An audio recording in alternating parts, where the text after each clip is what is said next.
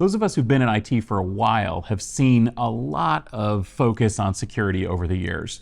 But it does seem like we're kind of doing the same thing all the time. And it seems like we're not really getting anywhere with security either. I don't know if this is true. And so I'd love it, Jack, if you could tell me a little bit from your perspective. Are we actually just making the same mistakes again and again? I don't think we're making the same mistakes again and again, but we do have to do the same things over again. And it just depends on what the domain is, right? So, security is really a game of cat and mouse, of the attackers figuring out a new attack and then the defenders figuring out some way to defend against that attack. And then we go back and forth.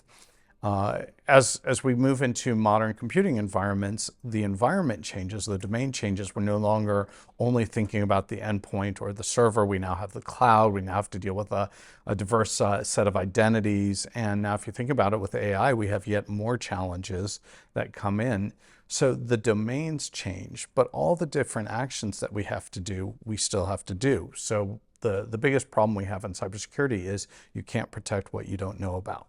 So it doesn't matter whether you think about cloud or AI or on the endpoint, we have to know and discover all of the different areas that we have to protect. What's all of our things that we have to protect? Once we've done that, we then have to say, okay, now that we know about it, how can we detect when an attack is happening?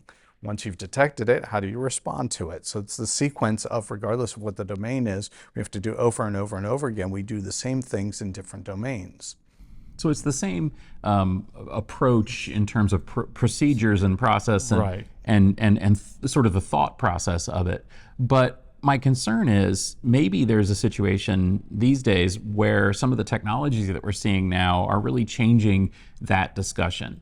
So given what we have now, we have the DevOps mentality, we have scalable open source tools, we have a proliferation of connectivity, we have artificial intelligence.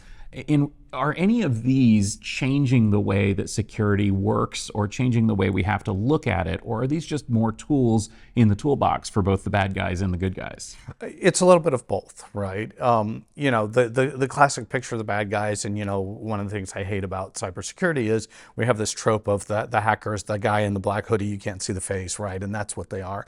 Well, the hackers and the attackers are incredibly smart, just as the defenders are, and they're going to use every tool at their disposal. And for them, it's a numbers game. The more attacks they can launch, the more probability of success they have in getting what they're after, which is either data or money, right?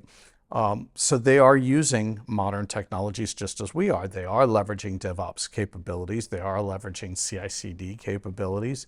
And now they're also leveraging AI. Now, this is where things are really starting to change, and what's sort of really scary, the next big thing on the horizon, is right now without AI, the defenders are behind but are still able to sort of match pace with the attackers.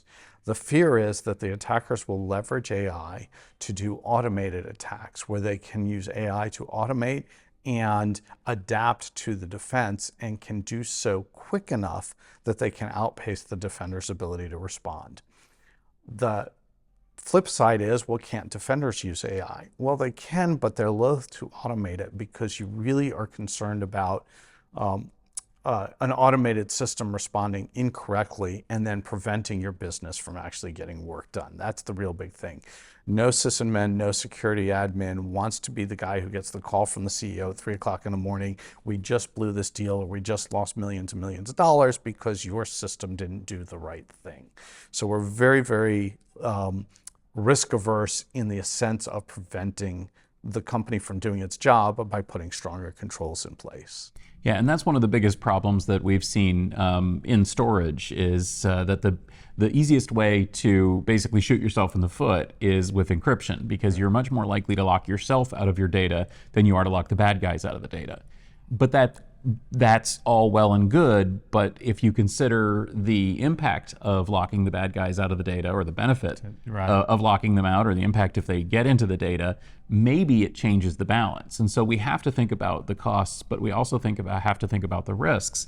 And maybe it makes sense to have tighter security, even if there is a risk that it could, well, shoot us in the foot. Right, and you know, in the security we think about it in slightly different terms, but yes, with the same questions. It's really a question of how valuable is the asset that you're protecting, right? If you have a piggy bank, you're not going to put a $1,000 bill in your piggy bank because somebody can just simply break it open. By the same token, you're not going to go take your bank vault that's, you paid $1 million for and put 5 cents in it, right? So what's the value of the assets you're protecting? That's sort of the security mentality. The problem with that mentality is a whole lot of what we thought were non-valuable assets turn out to be really, really valuable. So for instance, even log files are very valuable to an attacker because they give the attacker a picture of what's going on in the network and help them understand how to evade things that are being tracked through the log files. So if you protect all of your corporate, what we call sensitive data, but you don't protect your log files, you're still exposing your environment to means and methods of attack. This honestly is incredibly fascinating. And one of the things that I like about you, Jack, is that you are interested in looking at this from the perspective, or from a security perspective, at very different fields and very different areas. So we've had you come join us for AI Field Day this week. You're looking at Edge Field Day, you're looking at Cloud Field Day. It's not just a matter of how do I look at the latest security tools. It's how do I bring my security perspective to other areas in a way to add to the conversation. Absolutely, and I think another challenge with security overall is for a lot of the IT domains, security is always a bolt-on afterthought rather than being designed in, and that's another challenge. And I think about, and I've talked to people for years and years and years about on the software side, that we won't have secure software until the way we change compensation for the software engineer. Today's software engineers are compensated solely on developing the feature functionality and doing it at meeting the schedule, right, the deadlines. But they're never compensated on building their system securely. Right? If we put the security as part of the compensation, what people are graded on and how they're compensated, then we'll build more secure systems. So that's from the software engineering point, but it's also for all products in general. If we grade people and think about security to begin with, we can build a much more secure environment while still providing the feature functionality and innovations we need to do. And so that's sort of, my perspective is I want to sort of not hammer people on security, but really understand and bring that security perspective to the conversation and say, when we look at an Edge product, or when we look at, if you think about Edge, which we're going to talk about next week, and we have a box sitting that may be placed out in the middle of a field somewhere, right? There's physical constraint they're concerned about, but there's also, hey, there's a lot of, there's this weird network connectivity that's unusual, so maybe it doesn't have the same security as we normally expect. How are we going to secure that solution that's out there in the middle of nowhere? And so I want to think about, I sort of come at it from that perspective. So tell us a little bit more. How do you actually apply this in your daily job? Like, so you're an analyst focused on security. What does that really mean, and how do you bring this to customers?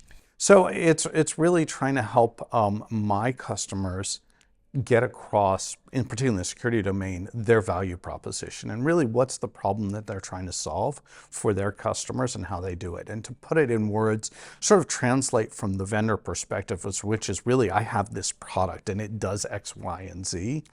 And a lot of vendors get caught into what we call speeds and feeds and features and functionalities. And in that conversation, they get lost. They lose what am I doing for you? What problem am I solving for you? And you go talk to any particular customer, and the customer first thinks about, I have a problem, can you solve it for me? If you solve it for me, then I may be interested in what you do, but 80% of the time, how you do it can be black magic, and I don't care. Really?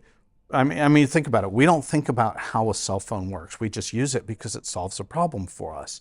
And I want to be that translation layer that helps the customers understand and bring that customer perspective to the vendor and bring the vendor perspective to the customer to say, here's the problems we're solving, and this is the value we're providing for you. Well, thanks so much for joining us here at AI Field Day this week, and at Edge Field Day and Cloud Field Day and all the other Field Day events.